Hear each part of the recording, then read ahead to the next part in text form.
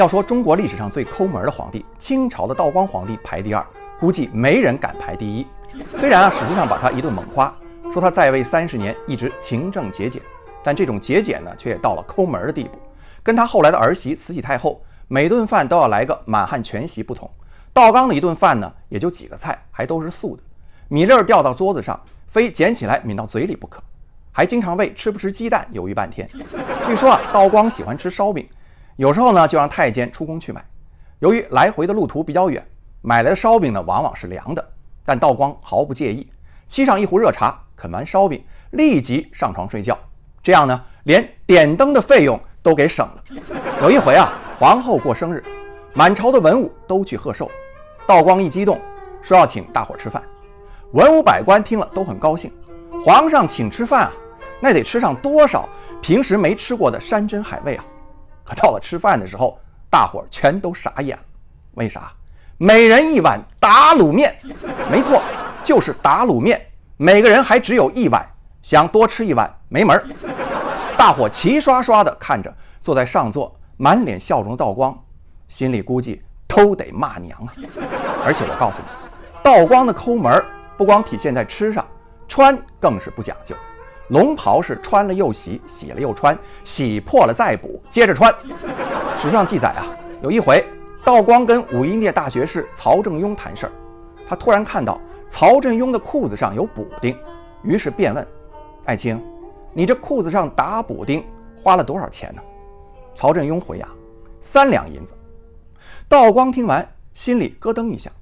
自己的衣服补一个补丁得要5两银子，可人家只要3两，这里面肯定有问题。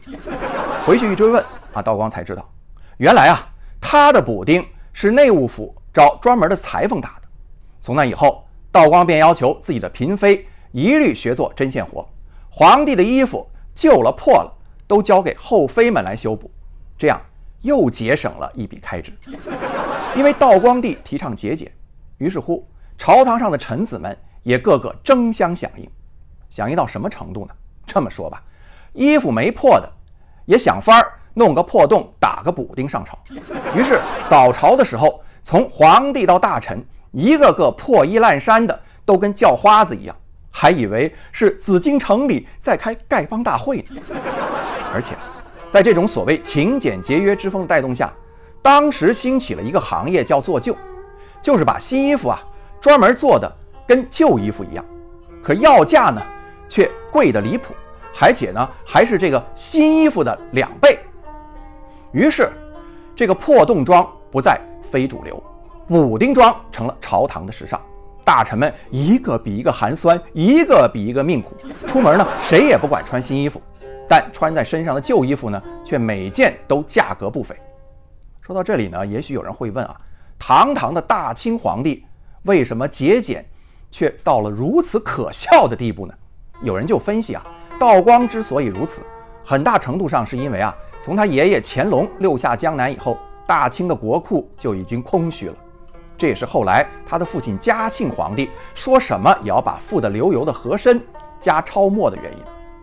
嘉庆有大贪官和珅可以抄家，道光继位总不能把和珅从棺材板里挖出来再抄一遍家吧。于是乎不得已之下，道光便想出了节俭的法子。可这种节俭却是治标不治本。道光在位整整30年，大清王朝是危机四伏，江河日下，还遭遇了史无前例的鸦片战争。这种节俭呢也没省下多少钱，反倒输给了船坚炮利的西方列强。你看道光本人的画像，瘦得跟白斩鸡似的，一看就营养不良。你说这样的皇帝能干出什么惊天伟业的大事儿？确实，道光一生节俭归节俭，但也碌碌无为，还险些把大清的江山给葬送了。如今后人提起他的这种节俭，丝毫不觉得这是一种美德，反倒成了一个个段子。小凤就慨叹道光言不进德云社说相声，实在是可惜